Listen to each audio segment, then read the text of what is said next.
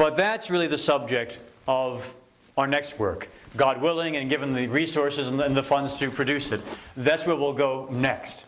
For now, again, we are deeply appreciative of the time you have spent to learn of this Christian journey. We hope you have found it beneficial, enlightening. We hope that those of you who are walking it understand it now better and can walk even further along this path to join our God all the way from His life, through His passion, through His death, and onto the glory of His resurrection. And for those of you who are not on it, that at least you may understand it. At least we can begin this dialogue. And perhaps one day too, we'll join together in this Christian journey, where one day we will fall in love with God to share His life, to share His joy, to share His very self for all eternity.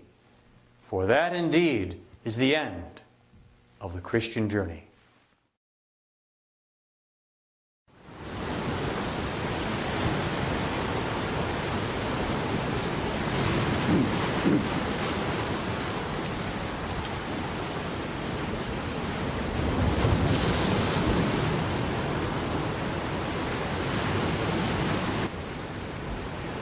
Well, you haven't gotten rid of me yet. If you've been benefited, or you've enjoyed this adventure through the Christian journey, we do have one request and one suggestion. The request is that if you have been benefited, and only if you have been benefited, that you would direct others who you think may be benefited to our website at www.spiritualoutreach.com. The one suggestion we would have is that you download and read the Christian Journey book. It's available for free download on the website, so we're not hitting you up for some more money. It's not a pitch that way, although we certainly do accept any donations that are sent our way. But unlike the zero-budget, one-take videos that are really meant more to demonstrate what a live presentation is like, the book is both more rich, more concise, a little more tightly structured. It'll make an excellent reinforcement for the message that we have here. Finally, I would advise you to take what you have heard with a bit of a grain of salt. I am not an authoritative teacher. The words are not meant to be authoritative or dogmatic. If I come across as rather forceful or dogmatic, I apologize for my enthusiasm, but it is quite the subject.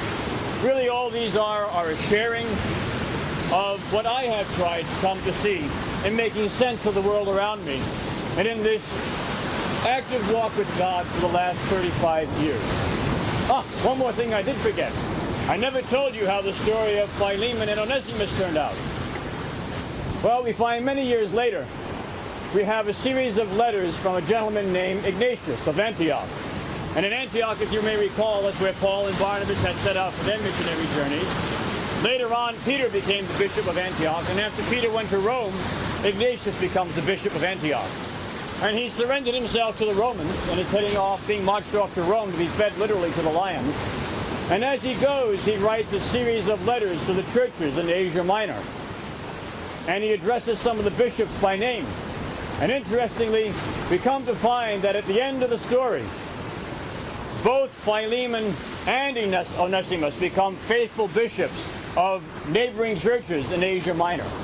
So love won out in the end, as indeed it always does, because we can remember that love is stronger than hate, and life is stronger than death, and good is stronger than evil.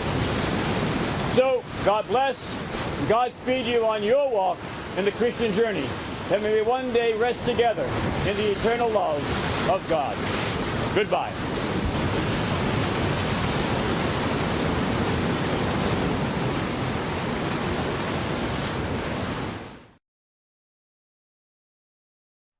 The Christian Journey book and the full-sized, full-quality, complete video series are available for free download at www.spiritualoutreach.com.